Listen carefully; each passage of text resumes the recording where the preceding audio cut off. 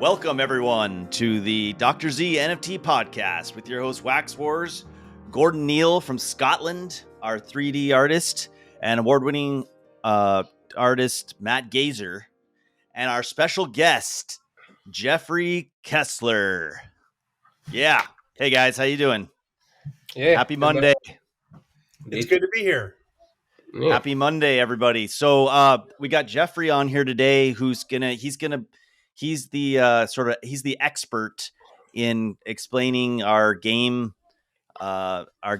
design because he designed it. So yeah. His official title is product owner, but he's a game designer. Project manager. Generally, I just make stuff happen. Yeah, and that's what I'm doing right now, is making your game happen. Yeah, you're doing driving a fine the job train, at that too. Driving the train to happiness. Should probably also say, Jeff, what your company is called, so people will probably want to know. Oh yeah, so Rolf and Matt have hired Robot Sea Monster Games, and I'm a product owner with Robot Sea Monster Games, and it's really exciting to be working with them. The Dr Zammsy property, and it's just such a great game idea, and everything I do, I run past these guys, and we're going to be making a great game. Yeah, Rolf and I, this is our first year really owning a company and, building it from the ground up. And when it came time to build the game, we reached out to Jeff and Josh Rose, who own Robot Sea Monster Games. And we couldn't have asked for a better team. You guys are fantastic, and what you're building and collaborating with us and our cards is just great. So this week we had a lot of questions from some serious fans that were really confused in a way about how the satchels work. Oh my God, I got to collect a card. Now I got to collect a satchel too. There was a few complaints, but I think that's just because there's not enough education out there. So that's why we came all together today and brought Jeff on board to help explain that in great detail. So I guess I'll go ahead, Rolf. I just want to jump in. So just so everyone knows, like Bitcoin came out, over 10 years ago, and it took a few years for people to even know even hear the term, right? So NFTs are brand new just in the last couple of years. And so all of this is cutting edge. This is brand new to everyone, new to us. And so it's all about educating people on what's the value, because from the beginning, Matt and I have just wanted to bring the highest value to the customer. We've put everything we've made back into the company to bring, so that everybody has all of their NFTs have a function, a utility, and are able to earn, have the highest value from their investment. So that was part of the reason why we partnered with Jeffrey, was we wanted to give our NFTs, which already have, some of the best art and story that's out there, have another whole utility that now you can use it in a game. So Jeffrey, why don't you go ahead and just, you can kind of explain the whole process of basically taking an NFT that people already have, a Dr. Z NFT, and you sort of pilot that with a satchel and create a battle unit. So go ahead, Jeffrey. Yeah. So in fact, the Dolo playable card game is going to be, there's going to be a lot of ways to get cards. So in some cases, the existing cards can be do a one-time conversion to get a playable card. But the future goal is to use the Replicon Nexus cards, which haven't been released yet. But those are the generator cards. Those are the cards that are going to be significant events in the Dr. Zammsy world. And then you attach it to a battle satchel. And a battle satchel is what's going to be used to define the stats in the game from that Replicon Nexus. And so you can get kind of lower quality, like the orange and the red Waxundrium battle satchels, or you can go and look for those rare, the silver and the white ones that will then improve and increase the stats. And the real goal here is to take the Web 3.0 game experience and really make it fun. There's a lot of start of this sort of play to earn area, and we're all exploring some new directions. And we really tied it to the kind of Casino Royale kind of units that are cycling through, moving across, trying to blow up the enemy towers, We're working on a prototype of that now, getting it ready, and being able to take our ideas and really find the fun of the game. But the main core of it is that we want a way that you can buy a card that you then use to generate cards that you can then sell or use yourself. And then the other great idea that we had, which is in much more detail in the white paper that's on the website, is that you're going to be able to decorate your battle cards with additional pieces that just change and improve the abilities. So if you want to be able to generate a type of unit, you can get a Replicon Nexus, get a building battle satchel, turn that card into a building playable card, and then put additional pieces on it that allow you to generate more powerful units. And really the idea is we want to give everybody a very large space to explore and do different things and really find the meta. We're hoping that we're going to be exploring and doing a lot of prototype and testing. We're going to make sure that there's sort of not one way to win, but a lot of different ways, and people should have fun doing it. And there's a lot of steps along that process, and we're only just getting started. Nice. I guess like if I look at it from like someone just stepping in and trying to learn what we're building here. So a money generating card is basically every card that we've released so far, like in our sets, like set 1, set 2, correct? Well, I think that's so. My understanding, and not exactly, still not exactly. Yeah. So I think Rolf actually has a good understanding, which is that the cards that have been generated before are going to be available for like a one-time event to get you a battle card. That allows you to sort of sidestep the eventual process in the economy. And people have rightly said that we haven't put a lot of details of the final economy in our white paper because we are still working to develop it. We're going to be locking down different pieces of that, and then we'll share it immediately. But the whole point is these Replicon Nexus cards that are going to be a high cost card, but a high value, because as what you do is you take this Replicon Nexus card and every battle satchel you can get, you can make a Dolo battle card with it. And when the full 3D world is available, you're going to be able to get those battle satchels by exploring the world and collecting and gathering resources. But up until we get that 3D world running, you're going to be buying battle satchels on the marketplace and then using those battle satchels to make cards that you can then, again, use or sell on the marketplace. But the value of those Replicon Nexus cards, those are just going to be sort of a larger value because you're going to be able to do so much with them.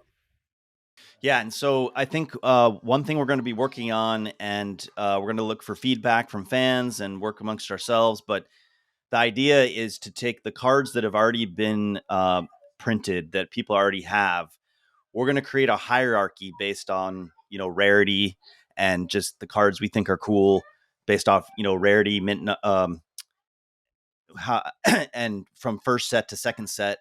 And we're going to rank those so that, you'll basically get a little better card if it's a rare card versus a more common card, but it'll be sort of a one-time burn. You burn that card and get a battle unit.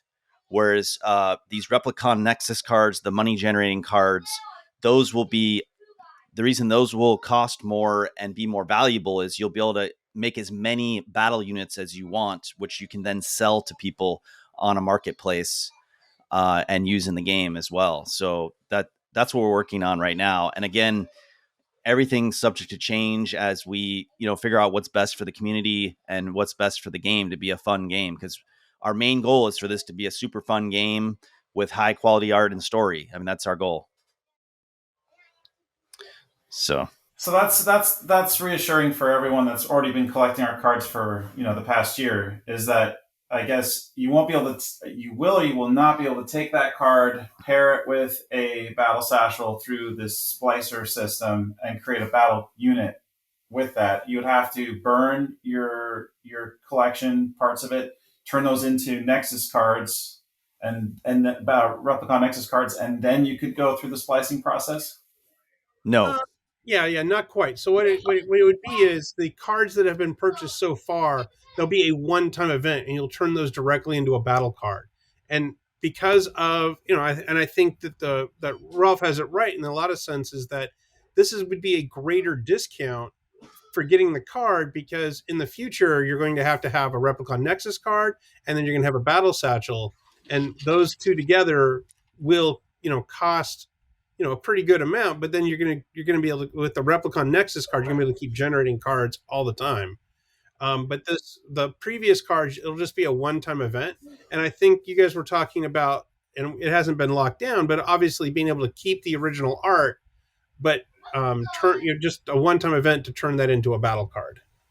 So you're creating a duplicate, right? So you get to keep your original NFT, make a duplicate that you can then burn, and still hold on to your original collection while making playable game cards for actually playing the game. That's great. Yeah. I think that's where we're heading for the economy right now. Obviously, as we say, that as we just want to make sure that we're doing the right thing for everyone going forward.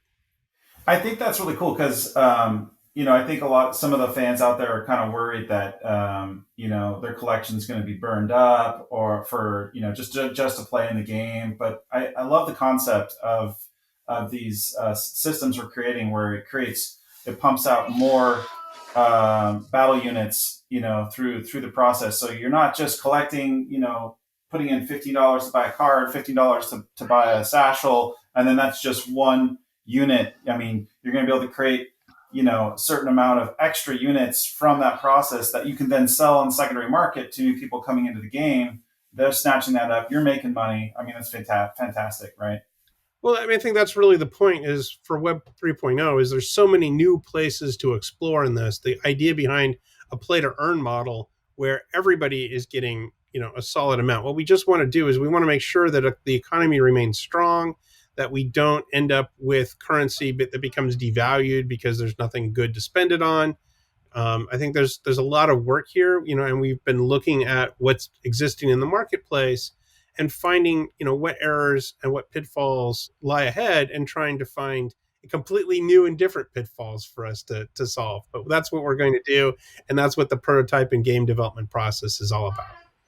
And then what we've been doing, what our plan is for the month of January, is we're releasing these concepts of the battle satchels. So what we did in the first week of January was we released the airborne battle satchel, which is no longer available from the primary market, but you can get it on the secondary market. And then this last week, the second week of January, we released the range unit, or I actually changed the name to artillery in, if you guys saw one of the announcements, but then I changed it back to range. So I guess we're sticking with it's basically an artillery range unit where you can fire something from a distance and hit something from distance. And so that's what's on sale right now, and will just until Friday.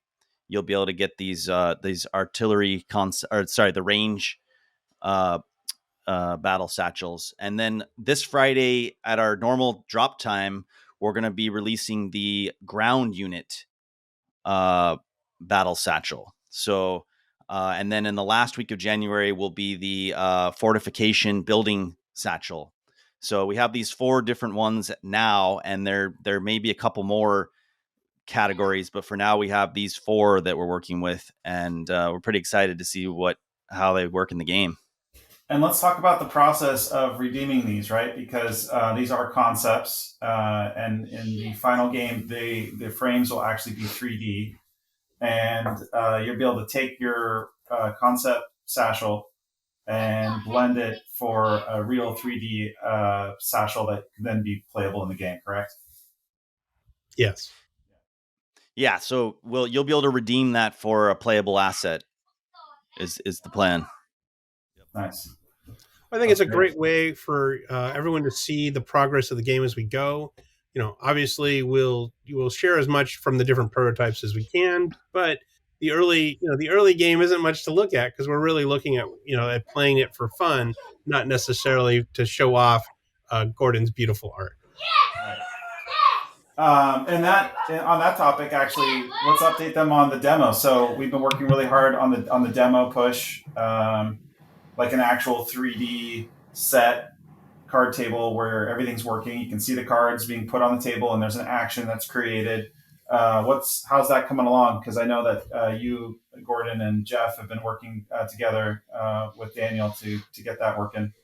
Yeah, so we had some fun getting everything to synchronize correctly. There's a bunch of different ways, obviously, to sync multiplayer games, and we were using a version that had a couple of bugs, and now we have those smoothed out, and now we're at the point where we're going to start putting 10 different cards in based on all of the previous released battle cards that have come from set 1 and set 2, and we're going to then start the iteration process of, well, how are the units working? Play the game and see, is this fun yet? And then I'm gonna tweak the units, and while we're doing that, we have our technical team just ensuring that we have the right connections so that you can connect to a wallet, can bring your NFTs into the game, and then use those same NFTs to play the game. That's awesome. That's fantastic. Yeah, the progress I've seen just through production's been really cool to see. We have lots of ideas of what the actual card table will look like. I could get into great detail about that, but that's not really important right now. I think the bulk of this conversation really should be about gameplay. So yeah, I mean, Rolf, do you have anything else you want to add that might be useful for people that are still curious and maybe confused about this? Yeah, I just wanted to commend Gordon, just all the work he's been doing on all the 3D animation and art that we can't wait to share with everybody. I mean, we've been seeing in our Discord channel kind of the updates on things, and even to see what Rusty's done as well with the new version of the micro mech suit shrinking down and everything. I mean, you guys, it's amazing. We're just really stoked. I love how Adrian got that mechanic in the game where you can obviously walk around the lab, but then when you go to the cater scope, which is like a really cool microscope, you can click a button and the camera goes from first person view right into the viewer area, and then it goes right into what you would actually see in a microscope. And the whole idea is that you're going to be able to take samples, put them in there, and that in itself is going to be a game mechanic in the game. There's going to be a lot of mini games on top of just exploring and finding clues to things, and there's going to be a lot of mini games, within the world like that. I mean, it's just probably, you and Matt were talking about this other week about how we started maybe 4 months ago with an empty room, basically. And now when we look at some of the updates that we've been sharing with you guys, it's basically a full function lab. I mean, there's most things in there that weren't already. And we've obviously used some prefab kits to fill out some of the extra detail. But it's just incredible, I think, how quickly we've turned everything around and how now Adrian, like Matt said, is making everything interactable. So there's portions of the micro mech suits and the rings and even terrain beyond the windows, like the world's starting to feel alive, and it's definitely credit to Adrian. But it's also one of these things with me now, because I'm the only person really that's doing everything in the 3D space. It's trying to split my time between what's a priority, but I think there's just so much going on with the 2D game and the 3D game. I say 2D game, but the top down game and the 3D world game that we're building. But yeah, it's just good to finally see stuff, because you build so much stuff as an artist sometimes and you never see it come to fruition or ever get used in real life. And now every single thing I make is going into the game and getting used in some way. So it's good. Right. Yeah, we got a lot of new updates. I'll try and post that on Discord and Telegram again today. The latest video that Adrian shared showing that mechanic. He's doing one that's going to show the micro mech rings shrinking down the mech suit, and then after that process, then going to the cater scope and jumping into the actual scope. So you can see these two major mechanics that have been solved roughly, viewed in the video. He said he'd get that to me today, so we'll get that released. But yeah, on top of the card game, on top of the 3D test level that we're building of Dr. Zammsy's laboratory, we have an auction coming up this Friday. This Friday is a big, big Friday. We have 3 major things dropping all at once. Like Rolf said, we're going to drop the ground satchel concept NFT on Friday, but then we have 2 auction items that are going to go on sale. People can bid. Rolf, do you want to talk more about that? Yeah, so we got 2 never before been available items that I'm sure you guys will be interested in. One is a fine art piece of painting that Matt did. It's the second ever painting of Dr. Zammsy, and it's amazing. It's Dr. Zammsy on his carriage going through the lands of Galagan with the Amphibula Castle in the background, where King Argylsmot lives, and he rules the land of Galagan. And so you get this super high res display painting, and then on the back side, we have another painting from another angle of the beautiful Amphibula Castle from the city of Amphibula. And then you also get a signature of Matt and just a little description, a little bit of a story of what these two paintings are. And so that's going to be one of the centerpiece auction items, is going to be this beautiful painting. And so that's going to start at 25,000 wax. So that, again, all of those funds that we generate from this auction is going to go right back into the game and back into development of cool stuff for the fans and everything. So that's the first piece. Then the second piece is going to be the first time since the launch of set 1. We're going to have the virus box is available, where right now nobody has the virus card because it's only in 4 boxes, the 3 virus boxes and the cure box. And so this virus box has all 21 cards from the first series. So you don't have to go searching for the sketch cards, the signature cards, all the super rare cards. And it's also pre-minted. So all of those cards in there are going to be under like 20 mint. Like every single card should be in those low mint ranges. So this is like, and then the virus box itself is an NFT. So I would suggest not opening it. I would just keep it as a collectible. But if you decide to open it, it's going to open up, and you're going to get to watch a little movie of Dr. Zammsy, and then all 21 cards are going to come out, and you're going to get that extremely rare virus card that no one has right now. Nobody has that. So this is going to be your opportunity to get that card. So pretty excited about that.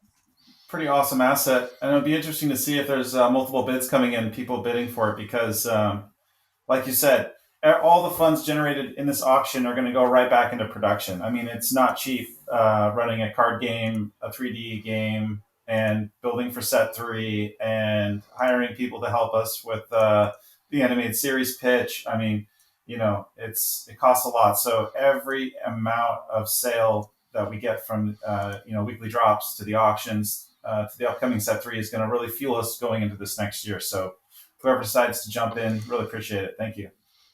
Yeah, I mean, even I was going to say quickly, I mean, the guys talk about like the highest quality of art, and definitely since I've been involved in the NFT space, there's never anything I've seen as high quality as what Matt and Rolf are putting into the market. And on top of that, we're actively also looking for people who are top quality artists. I mean, we talked about it last week, how we have Felix coming on to do some illustrations, and Matt's kind of had a glimpse at the stuff he's been putting out, and it just means that every penny literally we have is going back to finding more awesome talent to kind of collaborate with us to do more Zammsy art. So you guys are definitely getting some of the best, and the guys we're hiring are also concept artists within video games and movies and the real world, just like Matt. So like these guys are at the top of their game basically, and making stuff. So it's definitely not that we're kind of skimping. We're looking for the best people we can find. And it was really amazing to hear that they want to work with us. It's not like we're begging them to work for us. They're jumping at the bit to come in. Yeah, he came to us. Yeah, he saw the potential in the Zammsy world,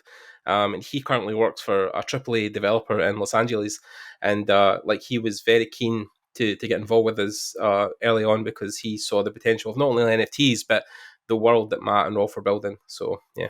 I mean, it's a very busy time for us. We're working on the demo. Yeah. We're building out set 3 right now. Hopefully that will drop somewhere in February. Originally it was going to be the beginning of February. Now we really don't quite know, but it's definitely going to be in the month of February.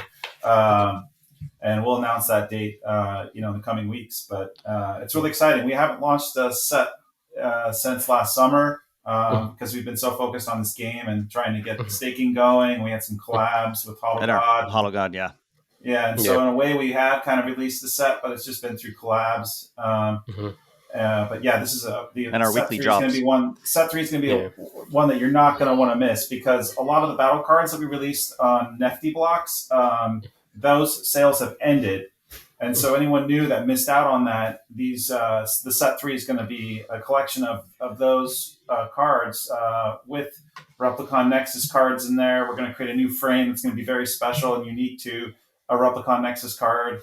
So we're going to rebrand those cards in a way too. But then we've got 5 new completely awesome cards that are going to expand the story, expand the world with beautiful art. Like with what Gordon said, Felix has jumped on. He's going to do 2 of those. I'm going to do 2. And then there's one that where we pulled out of my archives that worked perfectly. Called and if I can jump in real quick, just wanted to really thank everybody in the wax space, because again, like even when we first started, it's just amazing how everyone wants to collaborate. You know, you can ask all the experts in the space how to do this, how to do that. And Jeffrey, I just was able to add today in Kafer. He's one of the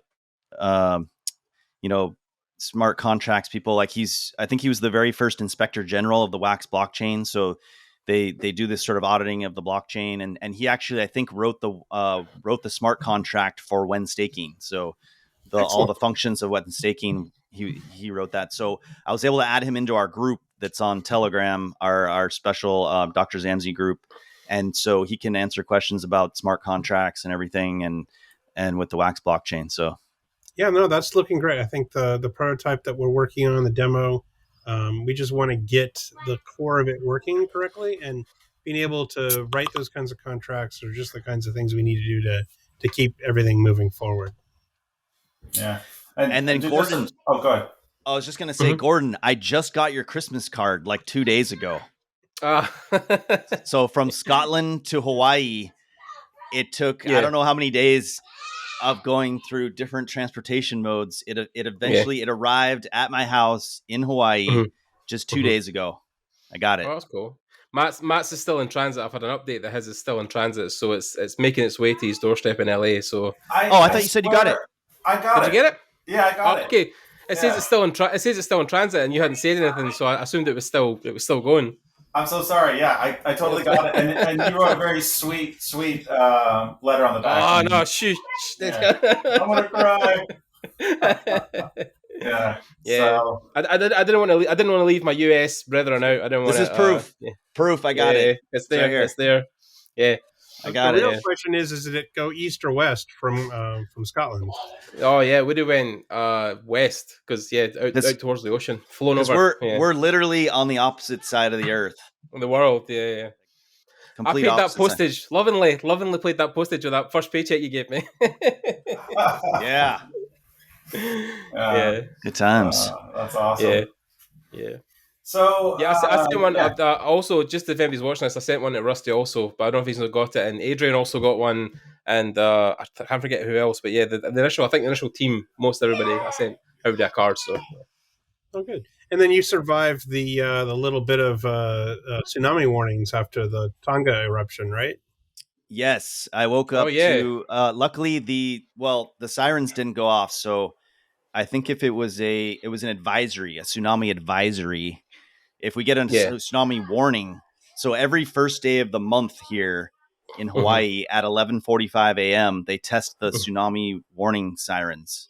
So if you hear those sirens go off and it's not the first day of the month, you want to get to high ground as fast as possible. Yeah, that eruption was crazy. It was one of the few ones that's ever erupted that's been seen from space. So they zoomed out to the whole planet and you could see it erupt. Like I was like, whoa. That's crazy. I haven't seen that video yet. I want to see that. Yeah, it was There's mostly multiple.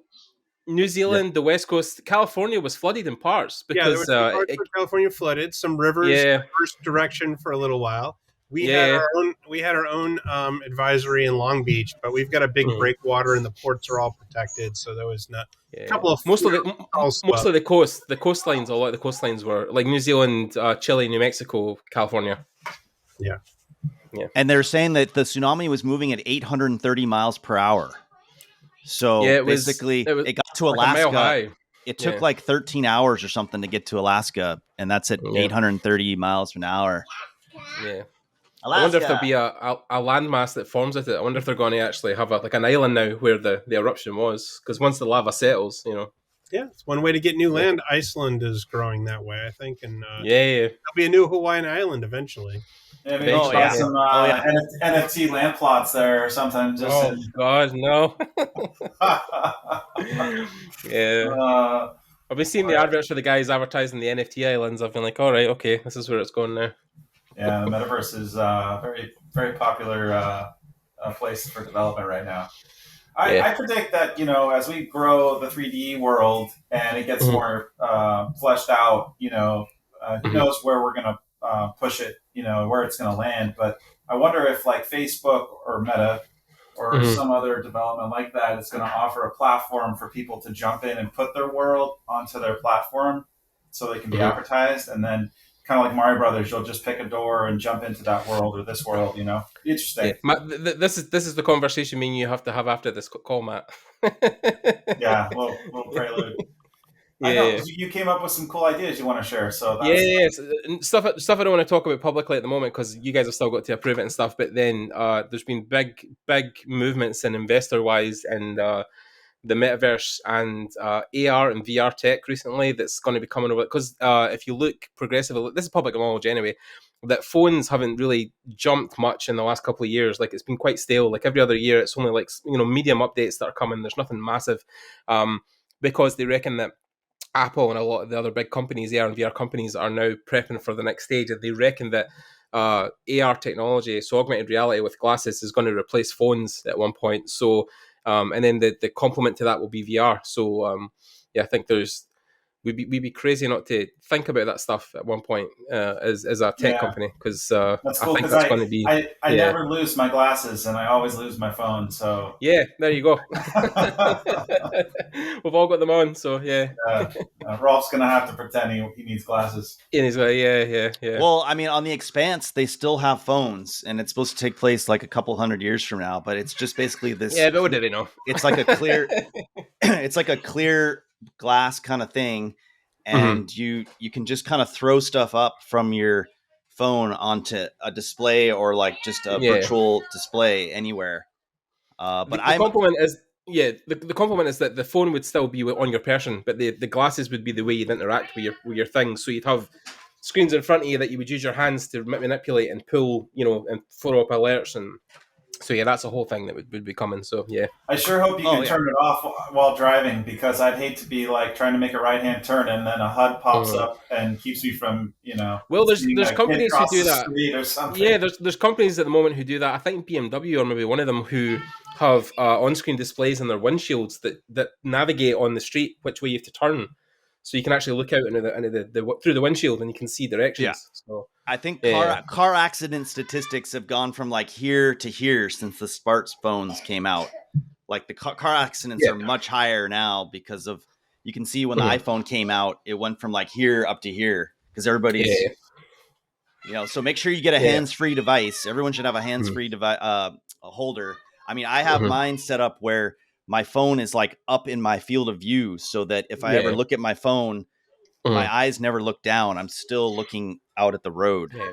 I think that's the idea of a lot of that technology, is to try and make it invisible so that it integrates more with your car. So you don't need a phone that would already be part of your windshield. So, real quick to reel back to production, Rusty is finalizing the sizzle video for the Virus Box auction that's coming out this Friday. So we'll be posting that probably tomorrow, if not Wednesday. And I think that's going to be good for people that are interested in bidding, because it's going to show all the cards in the collection for that box.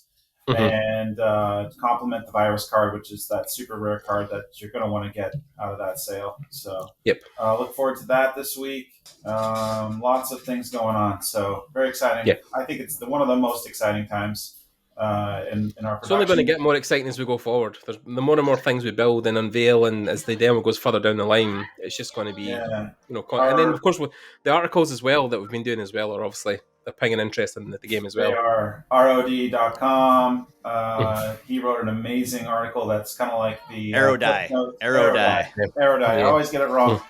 He wrote an amazing article on ARODIE.com, kind of like a cliff notes to the white paper. So if the white paper was 45 pages too long, just read that, and you'll get a nice download on exactly what's going on. That's fantastic. And then Benzinga, a massive news outlet for crypto and NFTs. They already launched our white paper article, and then this week they were launching a whole article just on the auction with tons of links in there and explanations. So look out for that. We'll be posting those links as well on our social. Tons of stuff happening. It's a lot of fun. Well, thanks everybody for coming today. We're coming to you live on Martin Luther King Jr. Day. It's a national holiday in the United States, and obviously the kids are out of school. We're having fun, and just can't wait to bring the new developments to everybody. So check Telegram, check Discord, and we'll see you guys next week on our weekly podcast. All right. Thanks. Take care, everyone. Thanks for coming, guys. Take care. All right. Bye. Thank you for inviting me on. Yeah, Jeffrey. Aloha. Aloha.